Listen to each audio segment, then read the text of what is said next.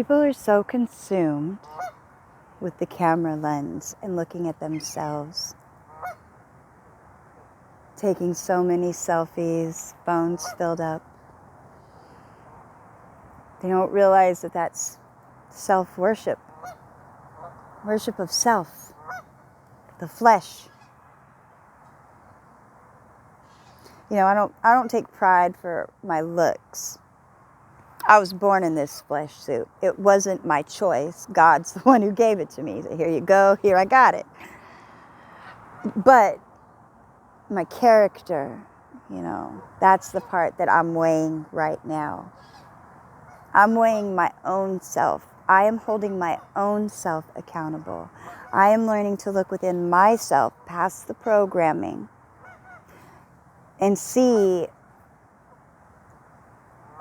who I really am versus what the world's perception is of me, or the expectation, or a brand. I'm not a brand. We're not brands. You know, something that just came to mind that I can't stand. I hate when people pop up on your messenger and they call you, right? They don't even know you, but they'll call you. And then they have the nerve to get mad when you don't answer. You know, and then you look at this and you say, what, am I entertainment television? I mean, why do people have the assumption that just because they call you, you're supposed to stop everything you're doing and turn your camera on so they can be entertained and see you? Wake up. You know, the world's become so superficial. It's sad. Corporation of America, sad. You know what's not sad? Us, in our soul and in our spirit.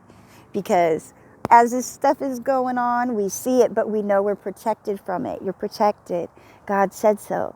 God told us that we would witness this stuff and that people's hearts would fail them and for lack of knowledge, all of that. So God, being so good, has shown us these things, right? He's shown us a lot of operations, military programs, how these other, everything works, how all of it is pretty much like a stage production. So we're on the Earth stage production. We could say, hello, world. So it's like we're a character. No, we're not characters, though. You know, this is reality. And sometimes when we are absorbed in these phones, we forget about the outside world because we're so engrossed in the technology, right? And why do people get online generally? To do things that entertain them and feel good in their to fill time. Generally a lot of superficial stuff, right? And then we overlook the stuff around us, the people around us.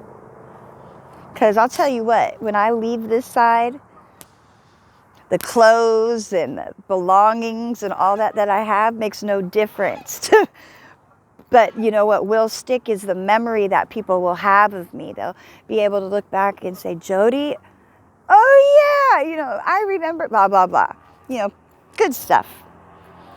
So, you know, what are you putting out there? What type of karma are you putting out there? Because that karmic debt comes back around. Boy, does it. You know, nothing goes unpunished. And always there is going to be a removal of that veil when you ask for it. See, so this is that opportunity. While we're home on home punishment, take this opportunity to listen to Papa God and just get yourself right. You know, look at it as an opportunity for growth, right? Look at it as an opportunity to look at the people around you and say, how can I help?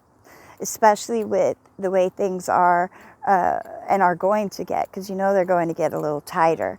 So sticking together and working as a community is important, especially as these resources start being made less and less available. So it's good to have like-minded individuals so that we could come together and, see what we could do to do our part.